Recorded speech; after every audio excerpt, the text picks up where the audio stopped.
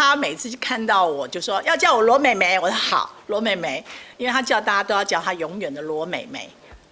以前也演过《错体姻缘》，艾薇，然后董志成，我们在台视演过一个9点半的连续剧，对，对。那时候的他就这么就漂亮，对，然后就是很懂得爱自己，就是全身名牌，因为他就是一个闪闪发亮的一个巨星啊，对，觉得他演戏跟唱歌是不一样的。他在舞台上唱歌是很魅力，但是演戏的时候是演我的老板娘，是一个有钱的企业家的老板娘。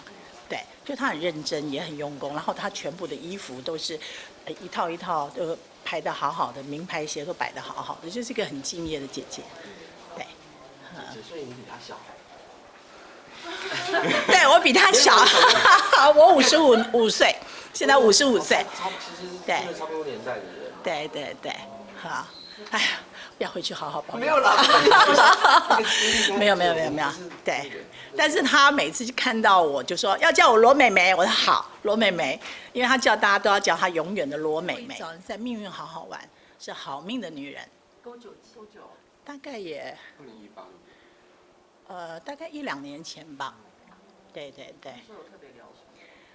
他是代表就好命的人，他因为他出身家庭又很好，然后他也很努力赚钱，也很努力投资自己，然后交的一些朋友也都是有些都是很有钱，很会理财啊，或大老板。那就聊到我这边，我是说我从小是一步一脚印嘛，对，所以那时候就觉得哇，他就是很懂得投资自己，比方说像几百万的 Hermes 的包，其实每个女人都会很想。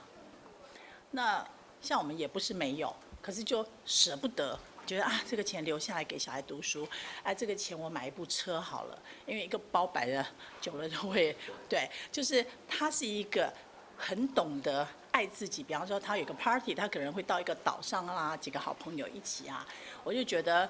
其实到我们这个年纪50岁以后，如果你真的很努力，你也有这些钱，其实钱生不带来死不带。你看罗美美还留好多钱。对啊，所以他已经算是很懂得疼爱自己了，对，我觉得很棒。那有的时候活到这把年纪，很多时候就会觉得要懂得放下。